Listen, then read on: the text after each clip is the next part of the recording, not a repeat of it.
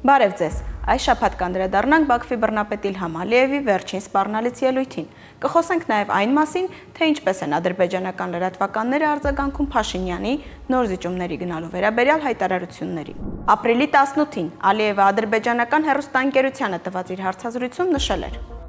Անջատողականները պետք է հասկանան, որ երկու տարբերակ ունեն, կամ ապրեն ադրբեջանական դրոշի ներքո, կամ հեռանան։ Հիմք ընդունելով Ալմա-Աթայի հռչակագիրը եւ դրանով ցույց տալով խաղաղության պայմանագրի պատրաստակամություն, Հայաստանն արդեն պետք է պաշտոնապես հայտարարի, որ Ղարաբաղը Ադրբեջան է։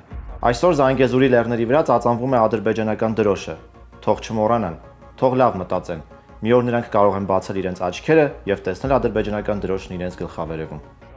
Այս հայտարարությունը գալիս էր փաստելու, որ Ալիևը գնալով ավելի է սեղմելու օղակն Արցախի շուրջ, իսկ դրանից հետո արդեն պատրաստ է անցնել Հայաստանի Հանրապետության դեմ գործողություններին։ Այս ֆոնին ազգային ժողովում Նիկոլ Փաշինյանը ներկայացնում է կառավարության ծրագրի 2022 թվականի կատարման ընթացքն ու արդյունքները եւ նշում. Քանի որ խաղաղությունը միայնակ չեն կառուցում, որքանով Ադրբեջանի գործողություններն ու քաղաքականությունը կլինեն խաղաղությանը միտված։ Եվ երկրորդը, հատկապես 44-օրյա պատերազմից հետո, եթե քաղաքական դիվանագիտական մակարդակում ձեռք բերվեն կոմպրոմիսներ, այդ կոմպրոմիսները որքանով ընդունելի կլինեն Հայաստանի Հանրապետության քաղաքացիների համար, եւ քաղաքացիները որքանով թույլ կտան այդ կոմպրոմիսների երբեմն ցավոտ լուծումների գործնական իրագործումը։ Հետո նույն Փաշինյանը նաև խոստովանում է, որ ամեն ինչ իրականում շատ ավելի բարդ է։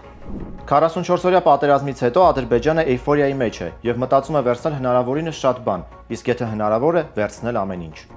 Այո, Ադրբեջանը ուզում է ամեն ինչ, եւ այդ ճանապարհին հակառակորդի ախորժակը ավելի է բացվում հենց Նիկոլ Փաշինյանի եւ նրա քաղաքական թիմի ցավոտ լուծումների գնալու եւ մեր երկիրը մաս-մաս զիջելու պատրաստակամության շնորհիվ։ Փաստացի, Փաշինյանի զիջողական քայլերը միմիայն մեծացնում են մեր երկրի դեմ ագրեսիայի ռիսկը։ Ամեն զիջված հողակտոր մեզ վրա կրակելու համար դիրք է Ադրբեջանի համար։ Տեղ գյուղի վերջին դեպքերը եւս մեկ անգամ եկան ապացուցելու այս պարզ ճշմարտությունը։ Ես դեռ չեմ խոսում այն մասին, որ նույն կառավարության ծրագրում Փաշինյանը խոստացել էր պայքարել Լեռնային Ղարաբաղի ժողովրդի ինքնորոշման իրավունքի համար։ Այսինքն, նա ուղղակի հրաժարվել է իր իսկ հռչակած ծրագրից եւ նոր ծրագիր է իմպրովիզանում։ Բնավ զարմանալի չէ, որ ադրբեջանական լրատվամիջոցներում սկսեցին հայտնվել նյութեր, որ ճիշտ ժամանակն է Հայաստանի առջև դնել նոր տարածքային պահանջներ։ Օրինակ, ադրբեջանական լրատվամիջոցներից մեկով տարածված այս հաղորդման ժամանակ հաղորդավարների հյուրը քննարկում են, որ Արցախի հարցը փակելուց հետո արդեն ակտիվորեն կանցնեն այսպես կոչված Արևմտյան Ադրբեջանի թեմային, իսկ այդպես նրանք անվանում են մեր պետության ողջ տարածքը։ Շատ մոտ ապագայում Ղարաբաղի հարցից հետո արդիական է դառնում Արևմտյան Ադրբեջանի հարցը։ Որոշ ժամանակ անց մենք պետք է վերադառնանք այնտեղ եւ վերականգնենք մեր տոպոնիմները։ Անհամբեր սպասում ենք այդ պատմական օրվան։ Այդ օրերը շատ մոտ են, ովքեր ապրել են Արևմտյան Ադրբեջանում, շուտով կվերադառնան մեր պատմական հողերը։ Մենք Ղարաբաղ վերադառնալուց հետո կվերադառնանք Արևմտյան Ադրբեջան։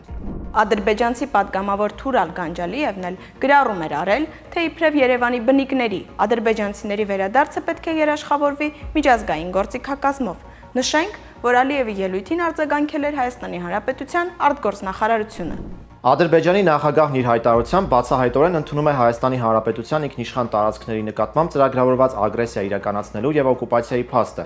ինչպես նաև անթաքույց կերպով բացահայտում է Լեռնային Ղարաբաղի բնակչությանն էթնիկ զտումների ենթարկելու իր մտադրությունները։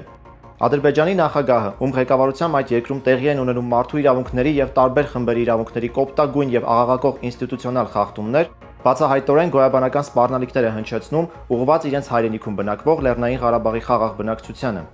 Իհարկե, հարց է առաջանում ինչ են անում Հայաստանի Հանրապետության իշխանությունները այդ գոյաբանական վտանգի դեմ պայքարելու համար եւ ինչու է Հայաստանի վարչապետը հանդես գալիս Արցախի ժողովրդի համար սպառնալիքներ ստեղծող հայտարարություններով։ Ամփոփելով արձանագրենք, Ադրբեջանում Հանձին Փաշինյանի տեսնում են թույլ ու անկամ ղեկավարի, որը պատրաստ է շարունակական զիջումների։ Ըստ Ալիևի տրամաբանությամբ, եթե զիջում են, ապա պետք է պահանջել ավելին, կանգ չառնել ձեռքբերվածի վրա։ Բաքվի բռնապետը նաև մտածում է, որ ինքը անպատիժ է, կարող է միջազգային իրավունքը արհամարել ու չենթարկվել որևէ պատասխանատվության դրա համար։ Նա փաստացի չի կատարում միջազգային դատարանի որոշումը, շարունակում է փակ պահել Լաչինի միջանցքը եւ այդքանից հետո որևէ պատասխանատվություն չի կրում։ Այս հանգամանքը եւս Ալիևին դարձնում է առավել ագրեսիվ, անկառավարելի ու հանդուգն իր հայտարարություններում եւ քայլերում։ Այդուհանդերձ համաշխարհային պատմությունը ցույց է տվել, որ իրենց միջազգային իրավունքից դուրս դնող բռնապետերը հետագայում դառնում են չարիք ողջ աշխարհի համար։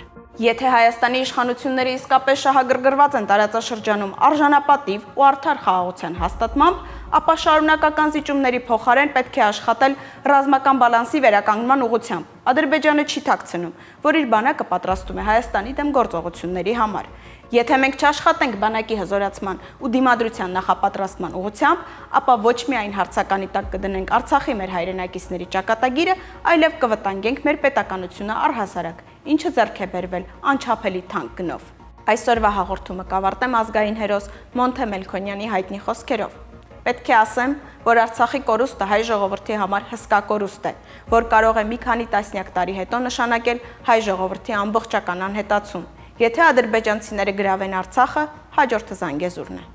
Այսքանը այս թողարկման համար։ Եղեք իրազեկ հակառակորդի ծրագրերի մասին եւ պահանջատեր սեփական իշխանության հանդեպ։ Հանցավոր անգործությունը ներելը միմիայն նոր աղետների է տանում մեր պետությունը, իսկ դա թույլ չտալը բացառապես մեր Հայաստանի Հանրապետության քաղաքացիների ձեռքում է։